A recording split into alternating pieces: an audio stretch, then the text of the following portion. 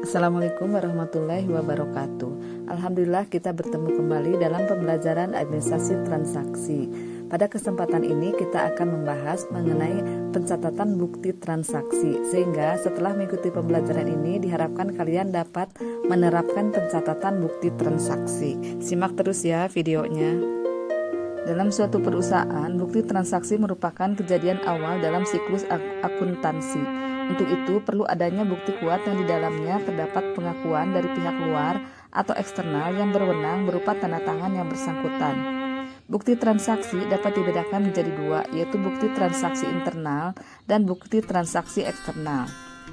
Yang dimaksud dengan bukti transaksi internal adalah bukti transaksi yang dibuat, dicatat, dan juga beredar di lingkungan perusahaan itu sendiri. Sedangkan yang dimaksud dengan bukti transaksi eksternal adalah bukti pencatatan yang terjadi akibat adanya transaksi dengan pihak luar perusahaan. Beberapa bukti transaksi internal diantaranya memo, bukti kas masuk, dan bukti kas keluar.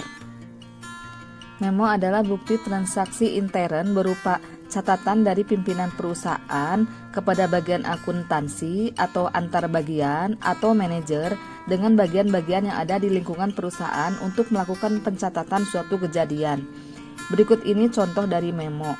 Hal-hal yang tercantum dalam memo antara lain tanggal dibuatnya memo, nomor memo, dari yang dimaksud dengan dari di sini yaitu pihak yang memberikan catatan atau memberi memo. Yang kalau untuk yaitu pihak yang dituju dalam memo tersebut.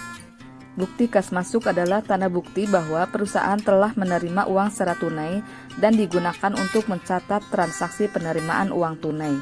Berikut ini bukti kas masuk. Yang pertama ada nomor BKM atau bukti kas masuk. Yang kedua, tanggal diterimanya uang tunai tersebut. Berikutnya adalah diterima dari, itu maksudnya adalah pihak yang memberi uang tunai. Misalnya di sini adalah pelanggan atas nama Ibu Santi, jumlah Rp550.000. Keterangan penjualan 10 rim kertas HPS. Diterima oleh bagian penjualan, disetujui oleh supervisor, dibukukan oleh bagian pembukuan. Bukti kas keluar adalah bukti untuk mencatat transaksi pengeluaran uang tunai seperti pembelian tunai, pembayaran gaji, dan pembayaran utang. Dengan adanya transaksi pengeluaran uang, perusahaan akan mendapatkan bukti transaksi seperti kwitansi, nota kontan, atau faktur. Berikut ini contoh bukti kas keluar. Yang pertama ada nomor BKK atau bukti kas keluar.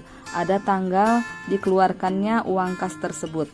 Dibayarkan kepada, misalnya kepada salah satu pegawai atas nama Pak Adi, jumlah Rp3.500.000. Keterangan untuk pembayaran gaji bulan Oktober tahun 2020.